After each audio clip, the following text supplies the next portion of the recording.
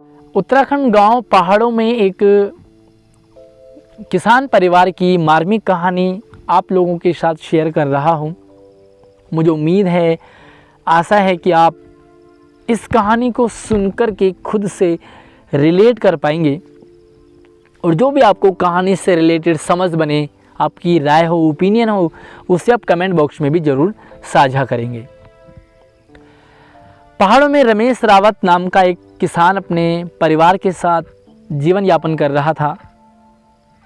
परिवार में रमेश के साथ रमेश की पत्नी, रमेश का बेटा जो कि 7वीं क्लास में और छोटी बिटिया जो कि 4थी क्लास में पढ़ रही थी। छोटा सा परिवार था, घर में अपनी खेती बाड़ी थी, बहुत अच्छी चल जाती थी। गांव में ग्राम प्रधान द्वारा जो भी सरकारी योजनाएं आती थी उनका भी लाभ लेकर के ये काम वगैरह करता था। तो एक सुखमय परिवार रमेश का था। लेकिन समय बीतते, दिन बीते, साल बीतते, बिल्कुल भी समय नहीं लगता और समय की रफ्तार आज बेटा 8वीं, 10वीं और 12वीं क्लास में चला गया। इधर छोटी बिटिया भी आज 9th क्लास में है। दोनों बच्चे पढ़ने में बहुत ही होशियार थे, बहुत ही समझदार थे।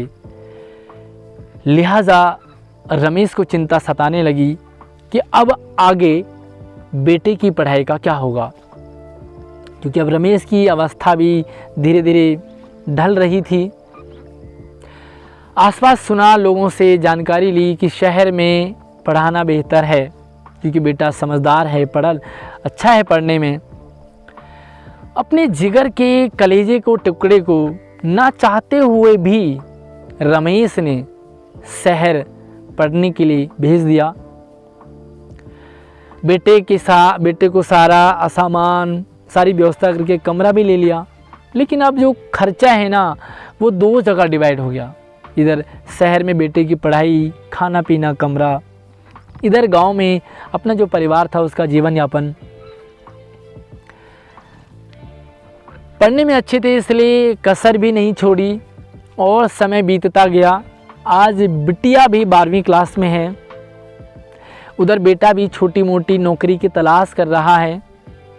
तो बिटिया को भी रमेश ने बड़े बेटे के साथ शहर भेज दिया पढ़ने के लिए।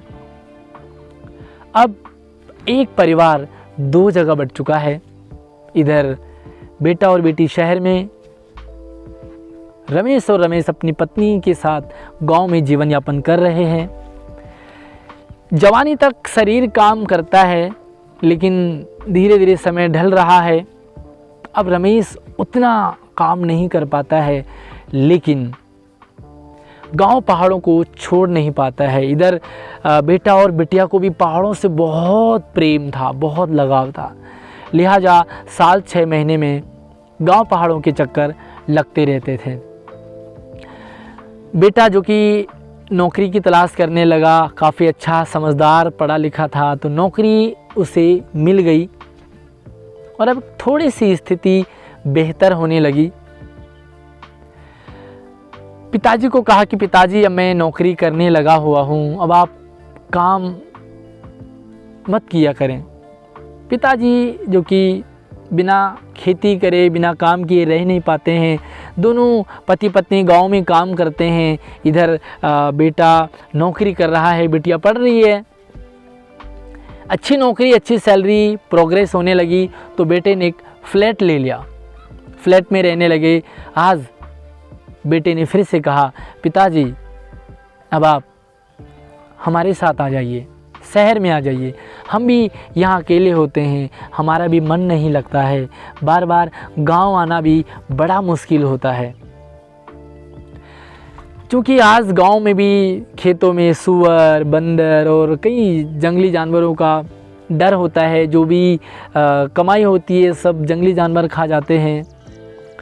कभी बारिश ना होना, कई प्रकार की समस्याएं।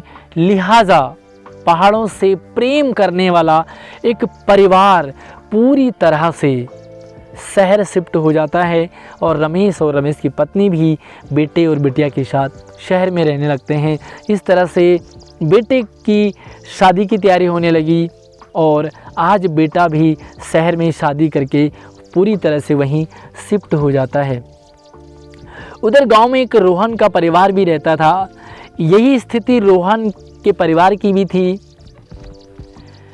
रमेश के परिवार को देखा कि अच्छा खा कमा रहे हैं, तो रोहन ने भी धीरे धीरे शहरों की तरफ पलायन करने को ही बेहतर समझा और अपने बेटे को शिफ्ट करना और उसकी पढ़ाई लिखाई का काम शुरू शहर में ही होने लगा। इस तरह से एक समय आया कि रमेश के साथ साथ रोहन भी अपने शहर में रहने लगा। इसी तरह से और जो परिवार हैं आसपास के, वो भी देखते हैं कि गांव में कुछ नहीं हो रहा है। जितना कमा रहे हैं वो सब जंगली जानवर खा जा रहे हैं। आखिर क्यों करें? सरकार की तरफ से कोई सकारात्मक रवैया नहीं नज़र आता है। सरकार पहाड़ों से पलायन को, पहाड़ों में रोज़गार को बढ़ावा नहीं दे रही है। पलायन होता ही जा रहा है, शहरों में लोग जा ही जा रहे हैं। एक के साथ रमेश के साथ रोहन, सोहन और दूसरे परिवार शहर की तरफ शिफ्ट हो रहे हैं। रमेश और उसका परिवार जो कि गांव से बड़ा लगाव था, कभी कभी गांव आया जाया करते थे। धीरे धीरे गांव का जो मकान है वो जर्जर की स्थिति में है, इसे बनाए ना बनाए कितना, और धीरे धीरे रमेश पूरी तरह से शहर शिफ्ट हो जाता है। दोस्तों, ये कहानी सिर्फ रमेश की नहीं है, ये कहानी रोहन के परिवार की नहीं है, सोहन के परिवार की नहीं है, राधे श्याम, घनश्याम और दूसरे परिवारों की नहीं है, बल्कि आज वर्तमान समय में ये स्थिति हर एक परिवार की हो रही है जो गांव पहाड़ों में रह रहे हैं। सरकार की उदासीनता, सरकार गांव में ना ही उच्च शिक्षा की व्यवस्था कर पा रही है, अस्पतालों की कमी है, अच्छे स्कूलों की कमी है।